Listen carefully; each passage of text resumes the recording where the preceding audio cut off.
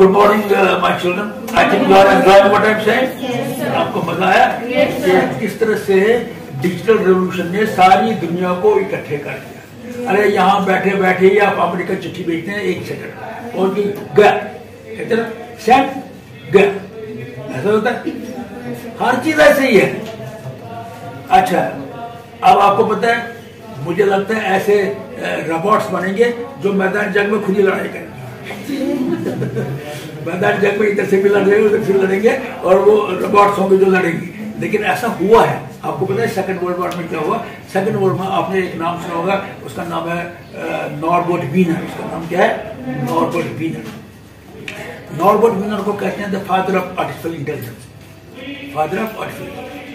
तो आपको पता है एक वर्ड है, उसको कहते हैं cybernetics. Cybernetics means science of coordination and control, science of communication and control, science of communication and control. तो कम्युनिकेशन ही तो कंट्रोल होता है ना। अब मैं बताऊं कैसे होता है, कम्युनिकेशन से कैसे कंट्रोल होता है। आप छोटे बच्चे हैं कि नहीं? फिर आपके पेरेंट्स आपके साथ बात करते हैं, ये करना है, वो करना है, ये नहीं करना है, वो नहीं करना है। त्योहार होते हैं, हमने रोजा रखना है, अब ये रोजे में ये करना है, ये कम्युनिकेशन ही है ना। इस कम्युनिकेशन से आपकी पर्सनालिटी में नई चेंज आती है। देखो, एक बच्चा जो मुसलमान फैमिली में बनता है वो टिपिकल मुसलमान होता है, जो एक बच्चा हिंदू फैमिली में बनता है वो टिपिकल हिंदू होता है, क्योंकि वो कम्युनिकेशन, मुसलमान की कम्युनिकेशन रिलीजियस की अलग है, हिंदू की अपने रिचुअल्स की कम्युनिकेशन अलग है।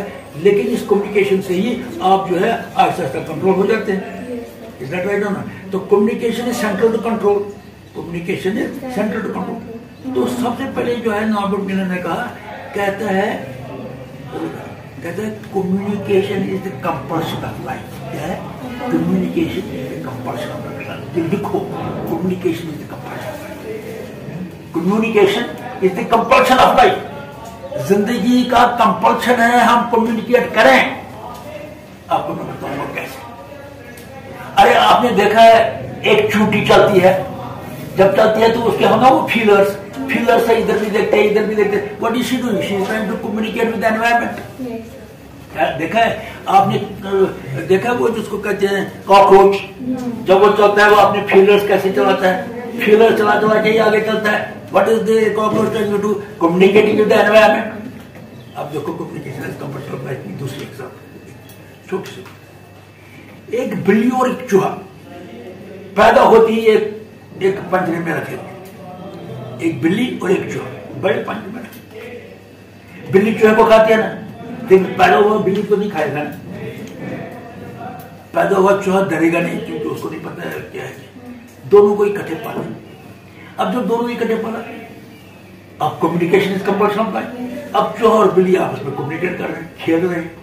तो चूहा जो है बिल्ली के ऊपर चढ़ता है, बिल्ली उसकी तरफ यूं करके देख रही है।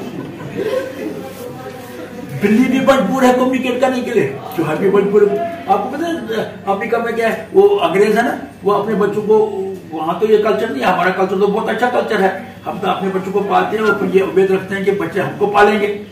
तो वहां क्या है, वो बच्चों को पालते हैं, फिर बाद में बच्चे आजाद निकलते हैं, बूढ़ा बूढ़ी, फिर उनके पास एक कुत्ता होता है या बिल्ली होती है। वो कुत्ते को ऐसे लेके बोलते रहते हैं, क्योंकि कुत्ता उनके साथ कम्युनिकेट करता है, वो उनके साथ कम्युनिकेट करता है। इसी को कहते हैं communication is the compulsion of life. जितनी देर तक जिंदगी है उतनी देर तक हम मजबूर हैं। हम क्या कहते हैं, man is a social animal. Social animal क्यों है? क्योंकि उसको कम्युनिकेट करना है।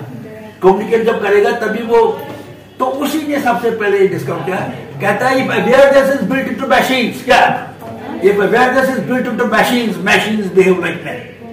क्या if awareness is built into machines, machines behave like man. उसने जनाब मिशन बनाई, उसके अंदर अवेयरनेस बिल्ट है।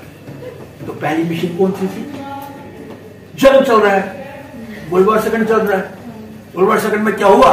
उन्होंने जनाब सारे साइंटिस्टों को, प्रोफेसरों को एक बैग में डाल दिया। अरे head of the department of physics, chemist, physicist, psychologist, theoretician, mathematician, logician एक बैग में आ गए। वो एक दूसरे के, यार हमने क्या करना है, हमने क्या करना। तो उन्होंने पूछा एडमिनिस्ट्रेशन से, भैया आप लोगों ने हमें इकट्ठा किया तो किस लिए किया? तो उन्होंने उधर से जवाब दिया कि हम इस वक्त मुसीबत में हैं और जिस वक्त सेकंड वर्ल्ड वॉर हुई शुरू, तो उस वक्त एक था, उन्होंने इसको नाम दिया आइडियोलॉजिकल वॉर। एक तरफ से आइडियोलॉजी है डेमोक्रेसी, दूसरा आइडियोलॉजी है dictatorship. German was the dictator, Hitler was the dictator. और इटली का कौन डिक्टेटर था, याद नहीं आप लोगों को? Mussolini was dictator of Italy, Hitler was the dictator of Germany, and Stalin was the dictator of Russia. मगर स्टालिन उसको अमेरिका के साथ, तो उन्होंने कहा कि it is ideological war between democracy and dictatorship. इसलिए उन्होंने कहा अपने साइंस, अगर हम समझते हैं कि आप लोग बहुत इंटेलिजेंट हो तभी तो आप साइंटिस्ट हो, और साइंटिस्ट ने दुनिया को बताया है, आप इकट्ठे बैठो और हमें बताओ हमें क्या करना है ताकि हम कामयाब हो जाए, हमें बताओ। अब क्या हुआ, उन्होंने कहा यार क्या करेंगे, तो मुश्किल काम है। साइंटिफिस्ट ने कहा यार मेरा काम वो है जो हिस्टोरियन नहीं समझेगा, हिस्टोरियन ने कहा जो मेरा काम वो फिजिक्स नहीं समझेगा, केमिस्ट ने कहा मेरा काम जो है वो मैथमेटिशियन नहीं समझेगा, मैथमेटिशियन ने कहा मेरा काम जो। खैर एनीवे इन्होंने अपने पेपर पढ़ने शुरू कर दिया। क्या अपने पेपर पढ़े। इतने में जो ये नॉर्बर्ट वीनर था ना, इसने एक मशीन बनाई जिसको कहते हैं artificial intelligence directed anti aircraft gun. Anti aircraft gun क्या था, इनका ध्यान।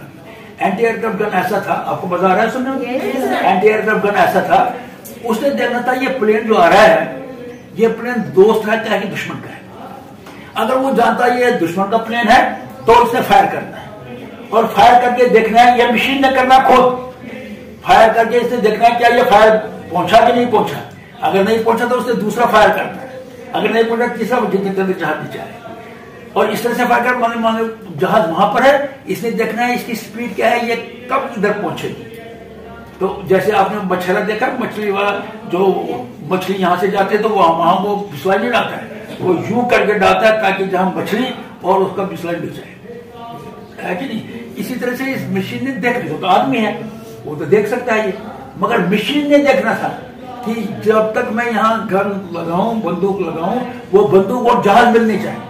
कितना जबरदस्त काम है ये, इस गन ने करना था।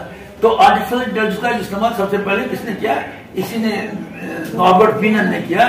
इसने बनाया क्या, एंटी एयरक्राफ्ट गन। तो वही मैं कहता हूँ, तब से ये आर्टिफिशियल इंटेलिजेंस आगे बढ़ती गई, बढ़ती गई, तो इस स्टेज पर बढ़ती गई इस वक्त है। तो मुझे लगता है आपको बड़ा अच्छा लगा है। तो ये तो मैंने आपकी किताब से हटके डिस्कशन किया, आपको rise of the global world, लेकिन अब जो आपकी किताब में है वो हम कल डिस्कस करेंगे। मगर ये तो आपको मजा आया इसमें। तो अभी है ना टाइम खत्म हो गया। सुनो, ये आपको मैंने बताया इन फैक्ट दुनिया कैसे बनी। इसमें इंडस्ट्रियल रेवोल्यूशन का हाथ है, इसमें साइंटिस्टों का हाथ है, इसमें नेविगेटरों का हाथ है, इसमें प्रीचर्स का हाथ है, इसमें कॉलोनाइजर्स का हाथ है, इसमें ट्रेडर्स का हाथ है। समझे? सबों ने इकट्ठे मिलके, सबों का इसमें काम है कि सारी दुनिया जो है वो एक होगी। इसलिए कल मैंने कहा था कि ये दुनिया इंटरडिपेंडेंट है, हम अलहदा नहीं रह सकते हैं, हमने एक दूसरे को डिपेंड करना ही करना है, एक दूसरे का ट्रेड करना ही करना है। तो इस वजह से स्वदेशी भी ठीक है, लेकिन स्वदेशी मंत्र जो है वो कामयाब नहीं होता है, क्योंकि you are not living in the world is isolated. I want to thank you, will continue this discussion as per your book.